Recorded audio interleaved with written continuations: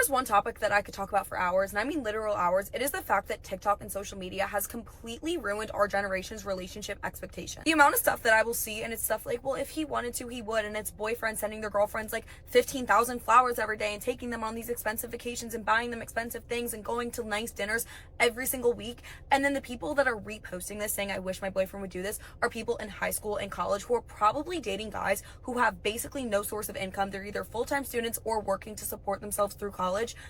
I'm sorry, but like, you cannot expect young people who do not have like full-time jobs to be able to afford and do all of these things. And even if you are in like a full-time adult relationship, it is not normal to expect someone to buy you and do all these lavish things in a relationship and act like that is the bare minimum and what should be expected. I think at the same time, it's not even just like the materialistic things. Like, people have also completely like changed their idea of what's like bare minimum and expected in a relationship. Like, it's supposed to be the normal that like your boyfriend should be ditching his friends to hang out with you, and he should be like spending all of his time with you and this and this.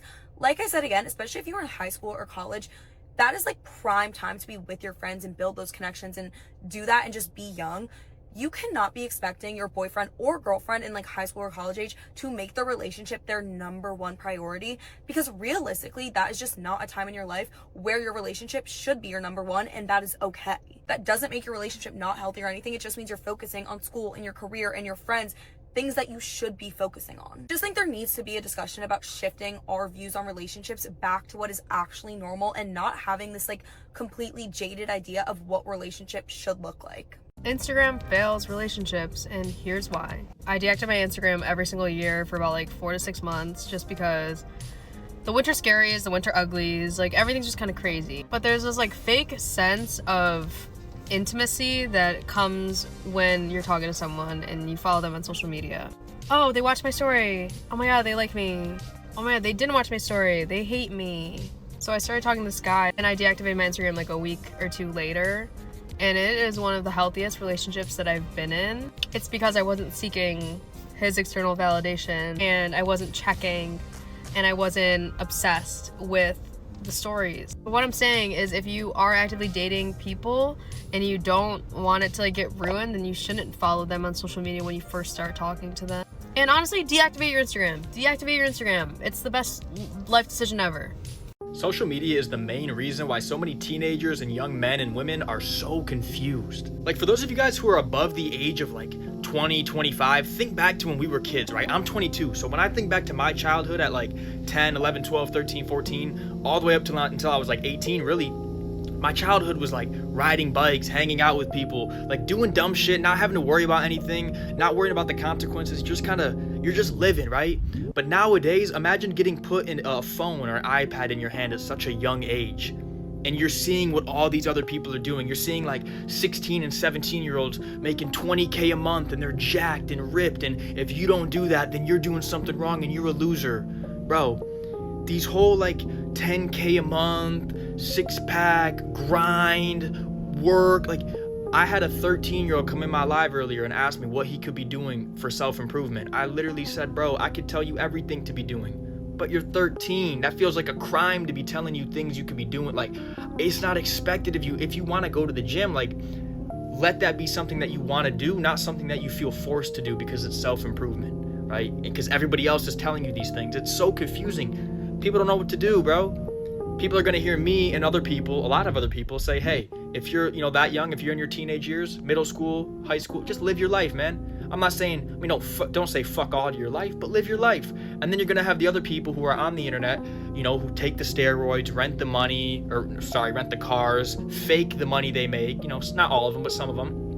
And they're going to say like, hey, if you don't live this life, if you don't buy my course and try to live this life, you're a fucking loser. And then they're sitting there like, what do I do? Do I fucking grind? What do I do? And it's so confusing for no reason.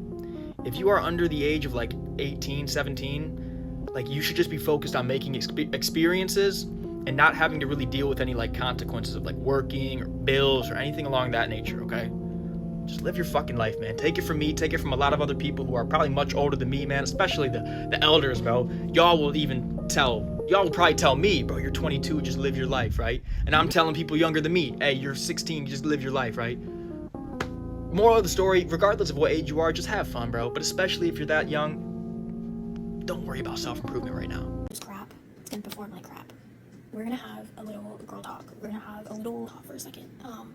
I feel like we're all in this phase of being exhausted and being tired and being like found out from social media, and I knew that I wasn't mentally aware of that until this morning when my Snapchat account got banned and I full on had a panic attack to where I almost went out and bought me a new phone.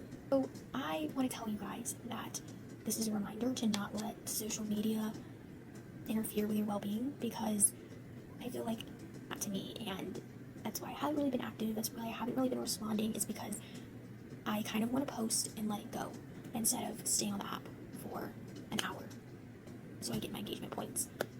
I don't care at this point. Like, it doesn't matter. If my video is going to be crap, it doesn't matter if I engage 30 minutes before, it doesn't matter if I engage 30 minutes after.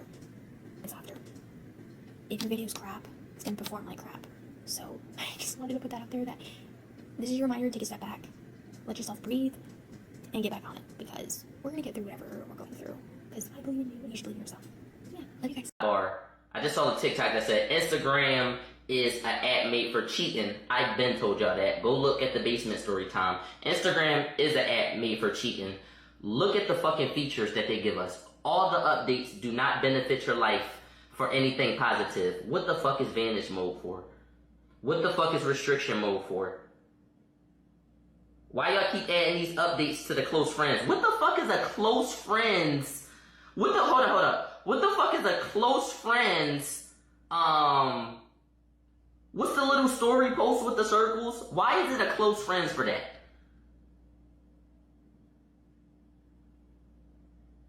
What the fuck is a close friends live?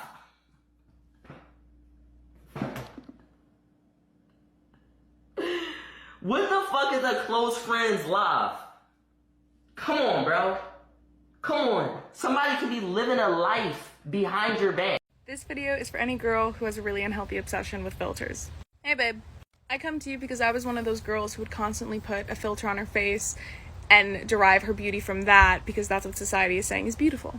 This little cutie joined social media at 13, and that's actually really old compared to other people that were my age. At the time, I remember being so mad that my parents didn't let me get social media, but now I realize that's probably the best thing they could have ever done for me.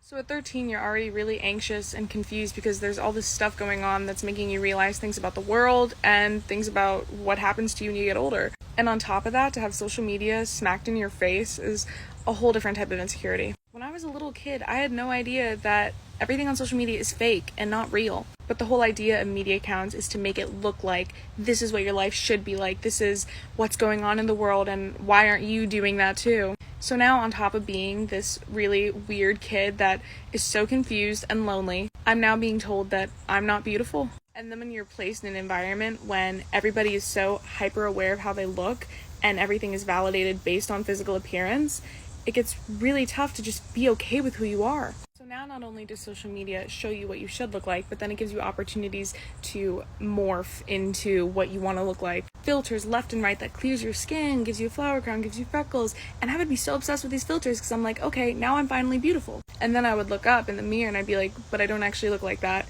Gosh darn it. It puts you in a really, really bad place, and then it becomes this mental habit almost where you're always gonna look at the camera whenever you get the chance and filter the face. It got to a point when I was like, you know what, I have a problem. So I just cut off filters from my life entirely. I knew that I wasn't actually getting any permanent happiness from doing it, and as hard as it was to stop, I'm so happy that I did. I stopped looking at myself in pictures for flaws. I would just take a picture and move on with my life. Eliminating filters entirely has finally allowed me to just stop holding myself to this unrealistic ideal that's physically unattainable. My relationship with filters is a lot better now. Like, I always use the sunny filter in any of my videos just because I like to look a little tan. But it is such a fine line between I'm gonna do this because I know I look good, but I just think it's a little nice, versus I only look good if I use this filter. If someone sees me in person, they're gonna realize I'm a fraud. If you stay to the end of this video, congratulations. The moral is that you're not alone. I feel like there's so many people that give this presentation of, look at how beautiful I am, I was always this way, when it's just not true. I think we're all insecure, and it really frustrates me that so many girls have similar experiences of hating themselves in one way or another because of this society that somehow capitalizes on those insecurities. But I'm here to let you know that I am a survivor, and I'm beautiful, and you are beautiful just the way you are. And my comments and my messages are always open if you need someone to talk to, because I know it's tough. Love you. I used to look in the mirror and be like, damn, you look good. And now I feel like I look in the mirror and I'm like, oh, you need to change this. I used to never have anxiety, never feel any shred of embarrassment. When I tell you I could walk out of the house butt ass naked, I wouldn't be embarrassed at all. But as of like 6 months ago, I started getting severe anxiety in social situations with friends that I shouldn't be getting. I've been discontent with life. I've been looking in the mirror and like thinking about things that's wrong with me. Hello, hair transplant, which I'm very grateful that I was able to do. And I realized recently that it has to do with how much time I spend on social media. And I don't normally open up about like emotional struggles on social media because there's just too many trolls and I don't like them knowing like that intimate information about myself. But the reason I'm doing this is because I specifically asked my manager to reach out to this brand because I think it can help a lot of people. I found an app that will block your screen time and block your usage to apps and allows you to actually set boundaries with social media. And granted, you know what? I don't always do it every week, but every Sunday they have a challenge where you do a Sunday detox, and I am starting to do that. And when I do it, I feel a lot better, honestly. So the app is called Roots. You can click the link in my bio and join the challenge with me. No one asked for it, but I'm going to give you reasons why I think social media is killing romance. And before y'all ask, my credentials is I literally have a Little Women's poster behind me, okay? I have Snapchat, I have TikTok, I have Instagram, all the social media accounts. I've talked to guys on all separate social media accounts. And also, I have basically no dating experience. So maybe I am a little bit biased, okay, and maybe I am the problem, but also I'm not, because I think social media is the problem. And I hope the people out there, I don't know, on the toilet, brushing their teeth, brushing their hair, or whatever, is gonna take this with a grain of salt. Or take it very personally. I don't know. Take whatever resonates with you. Number 1, Snapchat. Need I say more? Are you serious? You're in a talking stage, right? You can delete chats, you can get messy with it. People literally use leaving you undelivered and open as a weapon to make you feel more bad about yourselves. How do I know? Guilty. I'm sorry.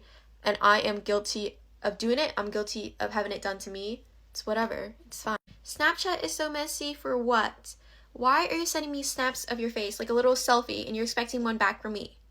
I'm literally a 17-year-old girl. Why are you expecting a Snapchat back from me of just my face back to you and conclude that that's us like talking, that's like a relationship in any sort of circumstance? That we don't talk in real life, and if I see you in the hallways, okay, because I go to school and I go and I walk and I see you in the hallways and you just don't talk to me, you don't like, maybe you go and you call out a relationship and then you text me, oh yeah, you look really good today. Why can you say that to my face, bro? Why can you say that to my face? Number 2, Instagram. Why am I posting on my story? And this is for me because I'm guilty of doing this. Why am I posting on my story and waiting for you to like my story? And if you don't, I get personally offended by it. Or I look at your notes and there's a love song on it, but you don't text me, you don't do anything. Like, is that love song supposed to be for me? Because I don't talk to you at all. Like, who is it supposed to be for? And then you just never come out with it. Like, not to mention, it's so easy to talk to multiple girls or multiple guys or multiple whatever, okay? It's easy to talk to multiple people all at once and not get caught. Like, what do you mean? What do you mean you have a freaking Hinge and Tinder or Bumble, and then you also snap different girls on Instagram? You follow supermodels on Instagram and you try DMing them. You add girls on Snap and you DM them and you snap them multiple times a day and you have streaks with them. And you're just like, no, they're just my friends. They're just my friend. Okay, but like Snapchat also has snap maps and I can see where you're at. And when I can see where you're at, you can't really lie to me about where you're at because I can see where you are at. And don't get me started on TikTok. Don't get me... Alright, hey guys. Stop comparing yourself to people on social media. Because that couple you see that looks happy is actually not happy. They're actually fighting and they're going through more than you are. That person you see living this lavish lifestyle, or that girl you see, ladies, that's flying around, that's looking good, she's editing her photos. She's living a fake, miserable lifestyle. She's actually more insecure than you. That guy you see, fellas, that got money, he's in private jets, he's doing all this. It's all a front. It's all a facade. It's not even his money. People do things for social media to get validation. People do things for the public to feel better, to boost their own ego. These people ain't the same in real life, I promise you, because I know them. They ain't the same. They don't got the same energy in real life. So don't compare yourself. Don't knock yourself out. Don't worry about what other people are doing, because it's all fake. Social media is a liar. It's poison. A lot of us use it to make money, to make an income. Do what you got to do. Put your phone away. Look up. Use your eyeballs and look at the real world, because what's in your phone is fake. It's fake most of the time. Be true to yourself, be real, and be yourself. Okay, I made a video earlier talking about Snapchat, and it got more views than I thought, so I guess I wasn't the only one that felt that way. But what I'm coming on here to say is, if y'all don't think social media is not the drug that we're most addicted to, truly as a society, I don't know if you can argue with me on that. Like, you just can't, because social media is a drug that we don't actually want to get clean from. Like, it's comfortable to us, and it doesn't necessarily impact us physically, or so we think, because obviously mentally is where it hits us first. But why do we not look at social media affecting our mental as just as physical, just as serious as to when another drug or another substance affects your physical body? Because at the end of the day, social media was literally made, and the creators of social media were literally made to have you get dopamine, to have hints of dopamine, just release in your brain when you get a Snapchat from that person, or when you post the picture and you're just waiting for that validation, and it's always the next thing, right? Social media is always okay, I got this many views, I got this many likes, so now I need more. Okay, and here's the thing, is that there are parts of your brain called the pleasure center, and okay, so there's a part of your brain called the NAC, which is also known as the pleasure center, and I listened to a podcast maybe a year ago, and it informed me so much about my brain and why fame at a young age, and as a young person, and as someone whose brain hasn't fully been developed, and their frontal lobe hasn't been fully developed, so in your teen years and things like that, is so bad for you. And it's because your pleasure centers are literally meant to be rewarded and stimulate from real experiences, foods, experiences, sex, working out, things like that. And what we've done as a society is we turned that part where our pleasure center used to rely on having to actually go and do something to be rewarded. We get the same exact effect now through social media without having to do nothing. And so when that gets to the part where we aren't getting what your pleasure center is, I just said basically is your NAC, which is where, a neurotransmitter, which is dopamine, gets released because of experiences, things like that. Okay, we know that. But what social media does is when you receive those likes, when you receive those comments, when you receive that validation, it triggers that hint of release of dopamine. And why that's so bad? You are not broke. You just think you're broke because you can't buy the luxury shit that you do not need. At least that's why I think I'm broke all the time. I can buy groceries that I like. I can eat food that I want. I don't have to worry that I will have a minus in my bank account tomorrow. And yet I still think I'm broke because I think, I can't fly business class. I can't buy the iPhone 16 Pro Max without thinking that that's taken up too much of my bank account. I can't, eat at a luxury restaurant every day. That's stupid. That's so stupid that I hate how society makes people think that they're struggling more than they are.